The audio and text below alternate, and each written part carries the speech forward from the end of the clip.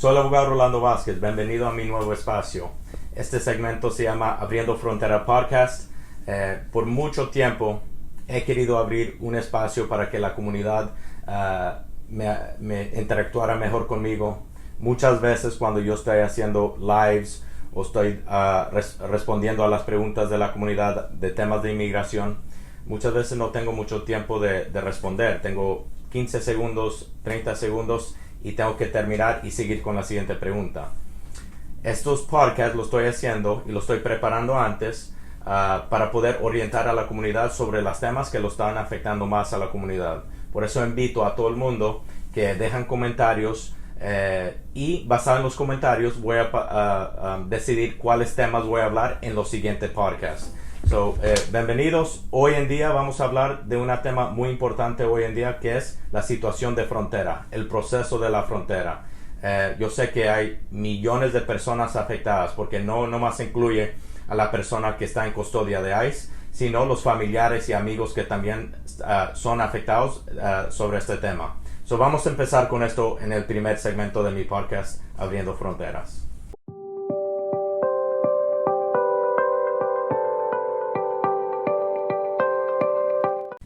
El tema de la frontera hoy en día es uno de los temas más grandes que se ve por los medios de comunicaciones. ¿Por qué? Porque millones de personas están siendo afectadas. Por ejemplo, los medios de comunicaciones no siempre dicen toda la verdad de lo que está sucediendo. Quizá ellos no son expertos en la ley de que realmente cómo sucede, cómo se está desarrollando este tema de una perspectiva legal. Y es el propósito de hoy, de poder darle a la comunidad realmente la perspectiva el que es. Cuando alguien cae en custodia de ICE, la pregunta más grande es, ¿cuál es el siguiente paso? ¿Qué va a pasar con mi familiar? Y la realidad es que es muy incierto. Vamos a hablar de las diferentes maneras en que la trayectoria de una persona se puede desarrollar. Puede ser que alguien caiga en custodia de la patrulla fronteriza y de la patrulla fronteriza los sueltan, los mandan con sus familiares inmediatamente. En menos de un día lo he visto. En horas realmente lo he visto. Hay veces que la patrulla fronteriza le da la custodia a ICE, a otra agencia que determina qué va a hacer con ellos. Hay veces que con ICE puede también determinar, los voy a soltar inmediatamente y salen inmediatamente. Puede ser que ICE les dice no, se van a quedar detenidos y van a tener que proceder el proceso del miedo creíble estando detenido. Después de la determinación del miedo creíble, podemos determinar si van a corte o si lo soltamos. Puede ser que esta persona supere el miedo creíble o se lo niegan. ¿Cuál vía va a tomar? Puede ser que si supera el miedo creíble, ya tiene opción de pedir una fianza ante el juez. Puede pedir el asilo ante el juez. Puede ser que el juez lo suelta. Puede ser que el juez no lo suelta. Puede ser que está obligado a hacer su asilo o litigar su asilo en corte frente al juez estando detenido. Puede ser que ese juez se lo apruebe y luego ya puede ir a un proceso de pedir asilo y fianza ante un juez. ¿Qué pasa si el juez niega el miedo creíble por segunda vez? Todos estos temas son muy confusos. Hay muchas vías en que un caso se puede desarrollar.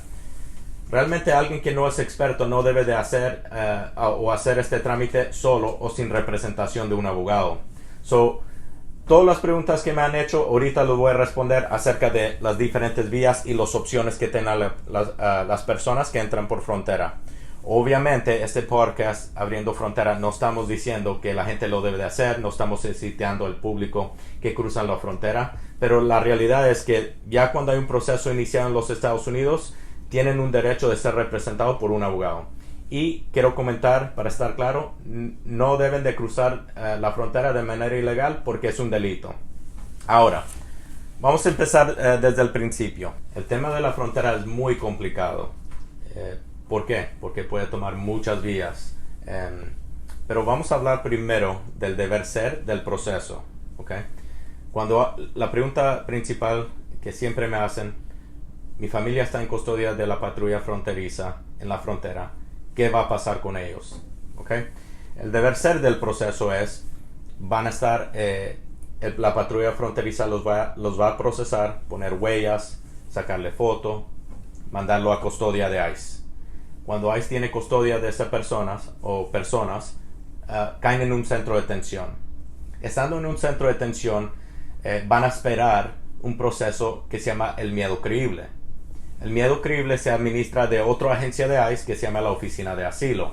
Esta Oficina de Asilo se va a encargar de administrar esta entrevista, y mucha gente me hace la pregunta, ¿qué es la entrevista de miedo creíble? Esta entrevista es un filtro para saber quién puede pedir asilo en los Estados Unidos y quién no puede pedir asilo en los Estados Unidos. ¿Por qué? Porque hay un filtro. Porque no todos los que llegan a la frontera a pedir asilo tienen mérito de un caso de asilo. Por muchas razones, pero la razón principal es que no pueden congestionar los tribunales con casos frívolos, casos que no tienen fundamentales de un caso de asilo. Por eso es muy importante que la gente sepa lo que es el miedo creíble, en que se enfocan en el miedo creíble, y siempre sugiero que la gente sea representada con un abogado con mucha experiencia. El juez puede afirmar la decisión del oficial, queriendo decir que se lo niegan de nuevo, o puede decir que cambian la decisión y la persona ahora puede pedir asilo ante un juez de inmigración bajo procedimientos de inmigración que se llaman procedimientos de inmigración 240. Ya cuando alguien puede pedir asilo en corte, también dependiendo cómo entraron al país, pueden pedir una fianza ante un juez de inmigración. Puede ser que salgan bajo una fianza ante el juez de inmigración, o puede ser que el ICE lo suelta antes de que van frente a un juez de inmigración.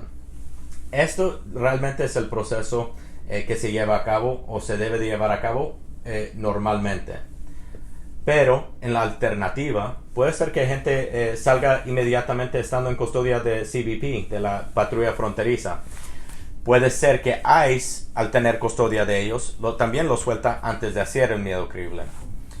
Hay muchas maneras en que se puede desarrollar este primer paso cuando alguien está en custodia de la patrulla fronteriza en frontera de los Estados Unidos.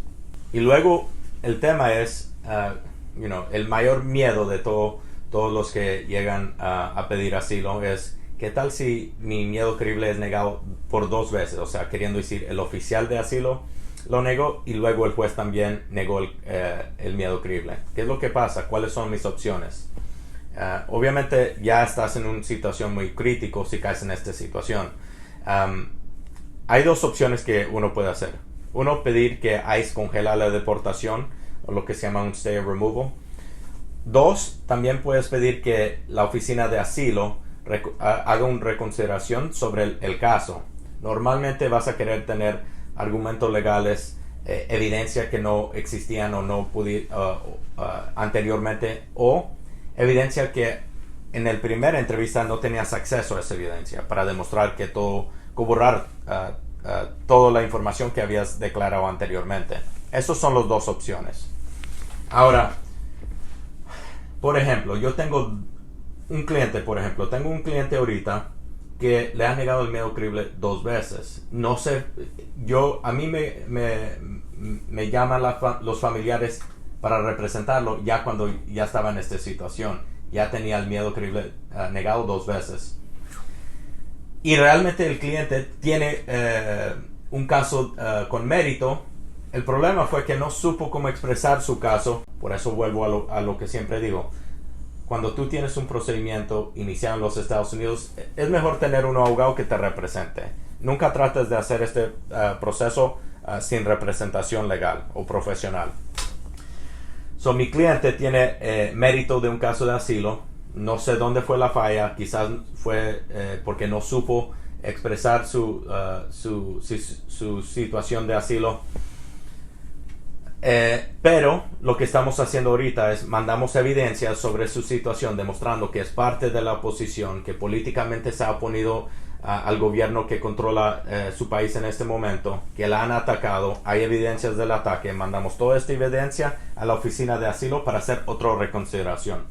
También lo que hicimos es mandamos pedir que congela la deportación con los oficiales de ICE.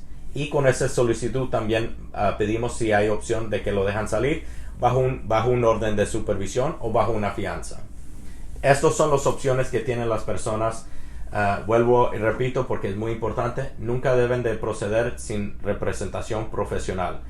Yo sé que muchas veces la tema es lo del recurso y no pueden con un abogado privado, no importa, busca un abogado pro bono. Hay muchos sin fines de lucro que están metidos en estos temas y también que ofrecen este tipo de ayuda. Ahora el tema es, ¿qué tal si me aprueben el miedo creíble, el oficial o el juez, cualquiera de los dos? ¿Qué es lo que pasa ahora?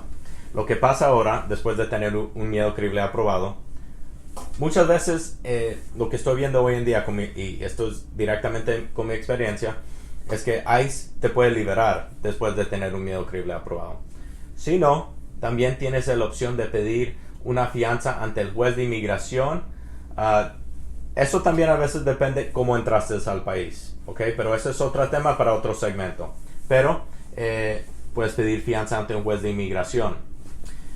Si el juez de inmigración por alguna razón no te aprueba una fianza, entonces pues vas a tener que litigar tu caso de asilo estando detenido, ¿ok?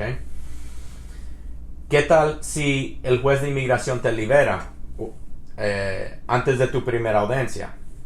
Entonces el juez o el fiscal o tu abogado va a mandar cambiar la jurisdicción a la dirección que tú diste con ICE. So, al soltarte, tú tienes que darle una dirección a dónde vas a estar con la agencia de ICE.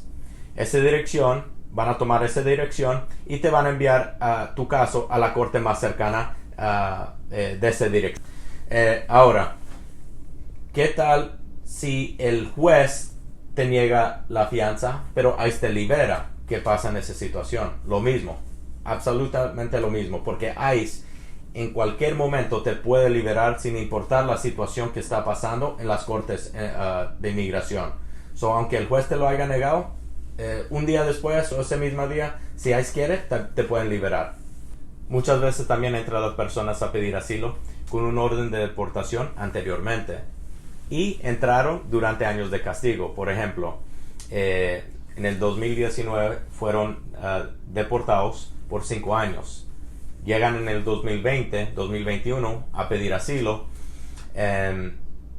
¿Cuál es el proceso de ellos? Porque no pueden pedir asilo, están castigados.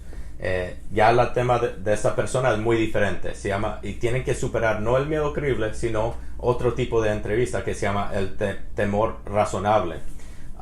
Y no son elegibles para el asilo, sino para suspensión de la remoción del país y suspensión de la remoción del país bajo la Convención contra la Tortura. Querían decir, no van a tener residencia aunque le aprueben el caso del juez.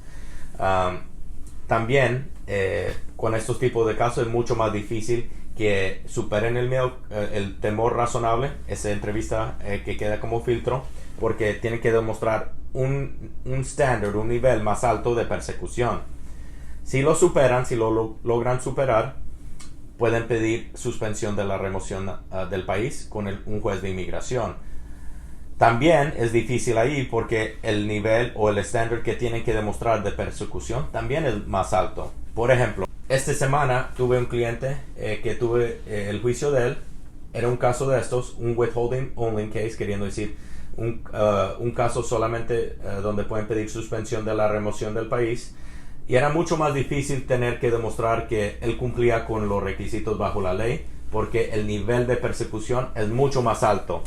Gracias a Dios se ganó el caso, le aprobaron el caso y ahorita acaba de salir, está con su familia, pero no son casos fáciles. Si están en esta situación,